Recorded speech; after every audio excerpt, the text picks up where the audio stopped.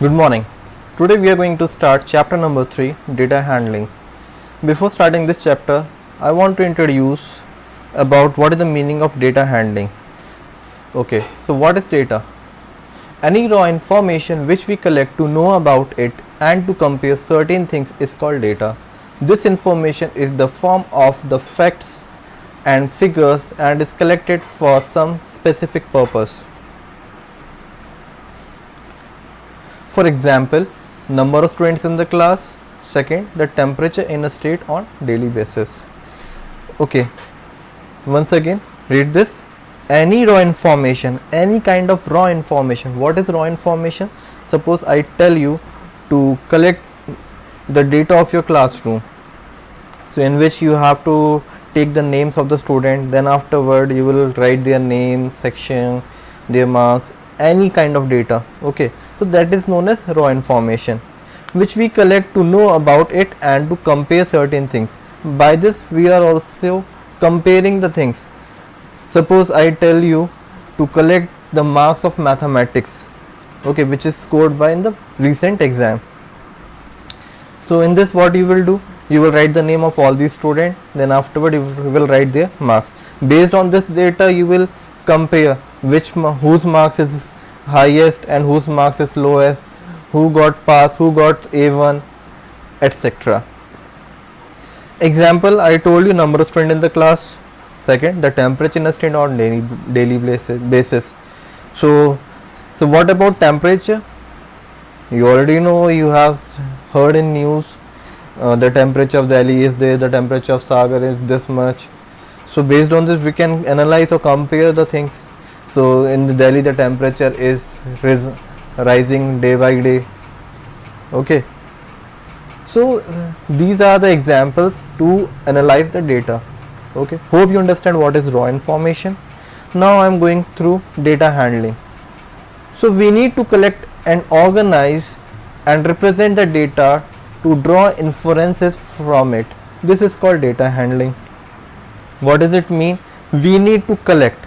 So first we are collecting the data, then we are organizing in a systematic manner and represent that data to draw inferences from it. So you notice one thing in your classroom, when we are taking attendance, your roll numbers and your names are in alphabetically arranged. Yes or no? First roll number will always from the student whose name starting from A, then B, C, D, E, F, G, H, etc. Like this your name comes in ascending order or alphabetical order. Is that clear? So this is known as organizing. So we organize the data in such a manner when we want to retrieve it. Retrieve means when we want to take or search any kind of data, we can easily take out from the given data, okay, or from the collection of the data. Is that clear? One more example is there. Here I am going to talk about the dictionary. When you are searching any word, meaning of any word from the dictionary, what you need to do? First, what you are doing?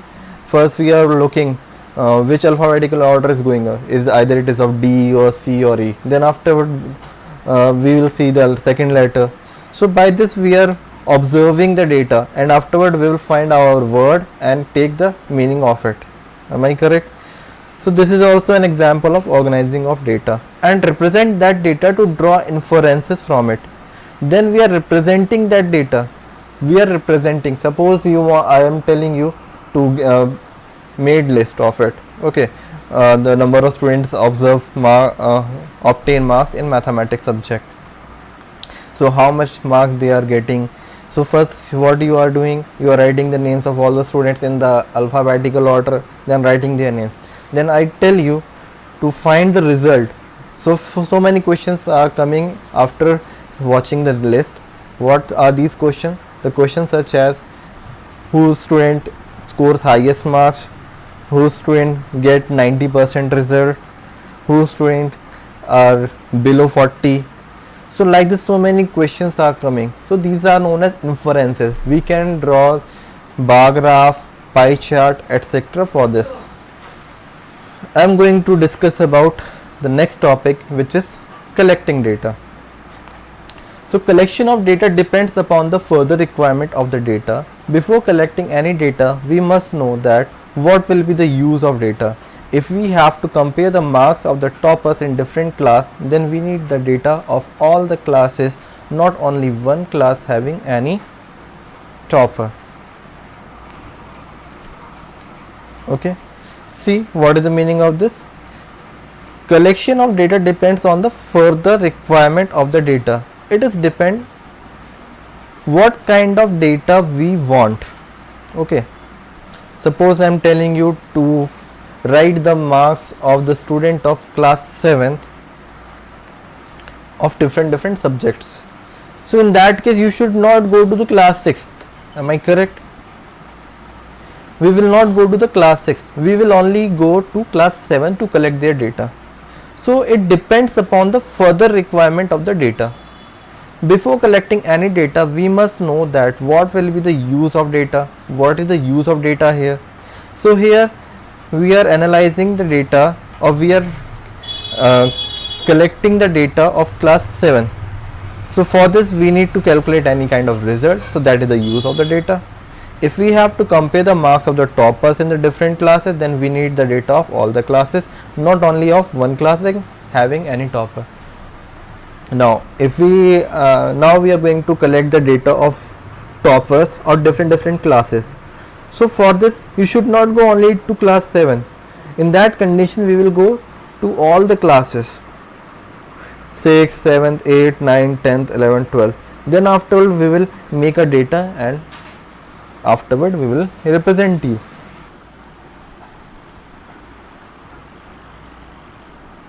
So after collecting the data, the most important task is to organize it. So how we are organizing our data? Before using any data, first we need to organize it in a systematic manner so that it could be understood easily. Generally, data is organized in a tabular form as it is easy to read and understand. Okay, so what is the meaning of this? Before using any data, first we need to organize. If randomly you have written all the names, so it is very difficult to find any student name from that list. I mean, suppose you have written Archana, Angad, Anjali, then after you have written Zishan, Parul, Soumya, Kuldeep, Varvinder.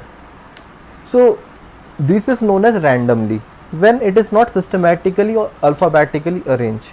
Okay, so if suppose there are 10 students, so you can easily find it. If I am telling you the number of students is 100, then it is very difficult, very difficult to take out name of any student, because every time you have to see or watch the whole list.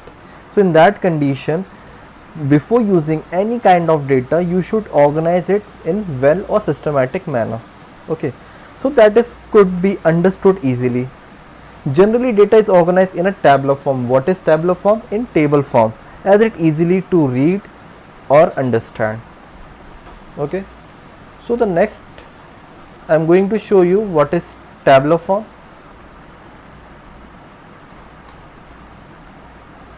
See, this is a tabular form in which this is representing a marks of the student from 1 to 10. Second column is for number of students who get these marks. Which marks? These marks from 1 to 10.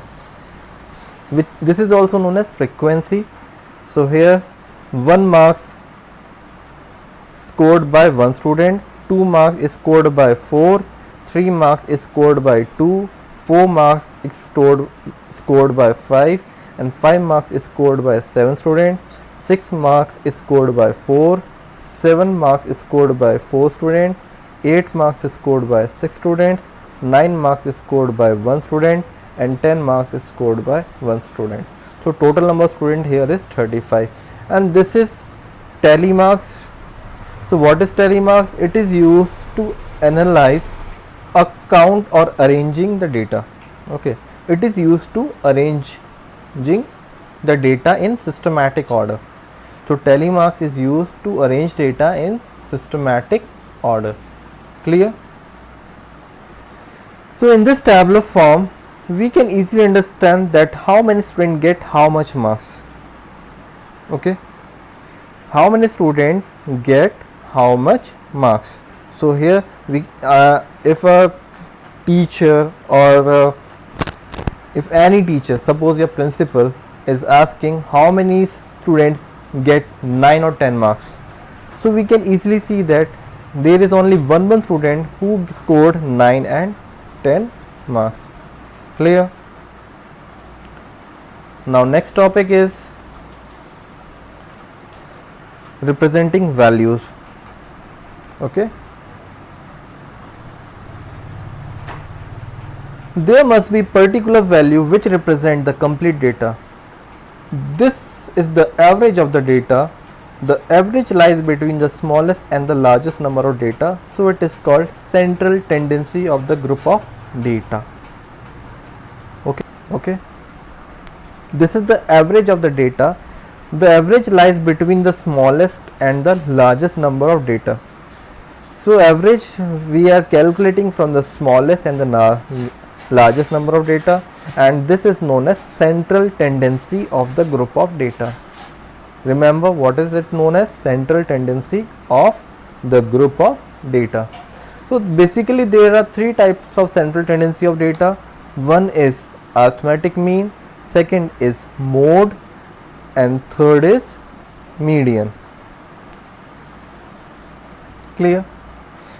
So in this chapter we will study all about it. First we will discuss about the arithmetic mean. In arithmetic mean we will discuss about the range, then we will discuss about the mode of data and median of data. Clear? So first I am going to discuss about arithmetic mean.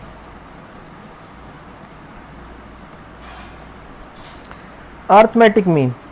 The mean is the average of the number of observation. To calculate mean, we have to divide the sum of the values of the observations by the total number of observations. Here is the definition. The mean is the average of the number of the observation. Suppose you have total 10 numbers.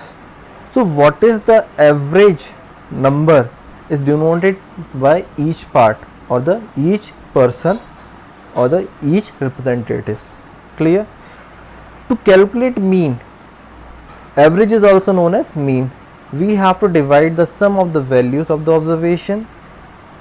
That means whatever the data you have grasped from number of people, things, etc., we will add all these observation, then we will divide the number of observation. Number, suppose you have the number of people are 5, so we will divide with 5. Okay, this you have already in class 6 in data handling chapter, so might be it is not difficult for you to understand. So here it is represented by x bar or this sign. You can say this as x bar. X bar means arithmetic mean. What is the meaning of x bar? Arithmetic mean, or you can say average. Clear? So x bar of n values should be x1, x2, x3 till xn. So what is xn? Their number of terms or number of values are there. So am equals to x bar equals to x1 plus x2 plus x3 plus dash dash dash plus dot xn upon n, which implies or which is equal to sum of observation upon number of observation. So this formula you learned it, okay, for calculating the mean. What we need to do here, we will add all these observations, then we will count how many observations are there, then afterward we will divide this. Clear? Now I am going to explain you this with one example. The score of 8 students in science is given. Find the average score of the students. Here the numbers are 25, 28, 23, 24, 29, 35, 42 and 48. Okay, so what we will do here, first we will write the formula.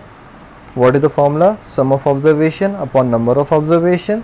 Then we will add all these observation, 25, 28, 23, 24, 29, 35, 42 plus 48. Then now count how many observation are there. Here 1, 2, 3, 4, 5, 6, 7, 8. Total 8 observation are there. So here we are dividing with 8. So the sum of all these observation is 254 and we are dividing it with 8. And after dividing you will get the answer 31.75. Try it by own self beta to divide it.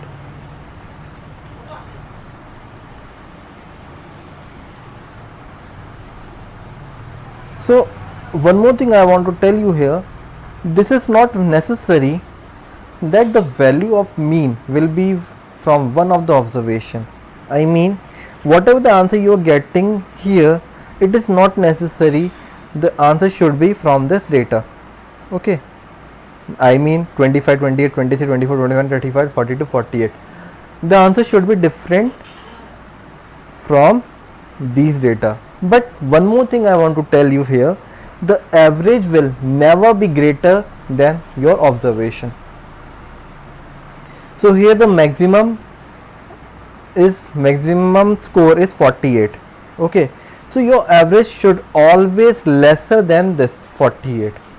If you are getting greater than this, so might be you have done somewhere any kind of mistake, so you have to check it and do it again.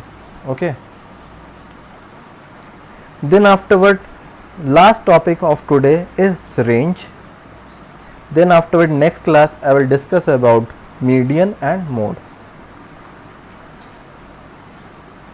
What is range? Arithmetic mean lies between the smallest and the largest observation. A range is a difference between the largest and the smallest observation. So what is the formula of range? Range equals to largest observation minus smallest observation. Okay, so here example of this is, if the age of the student in a class is given, then what will be the range of the given student? So here age of students are 13, 13, 14, 14, 14, 15, 15, 15, 15, 15, 16, 16, 16. These are the ages. So what is the greatest? Highest observation is 16. So write here 16, and the lowest observation is 13. So write here 13. Subtract it and you will get range. Hope you understand how to calculate mean and range from the given data. In the next class we will discuss about mode and median.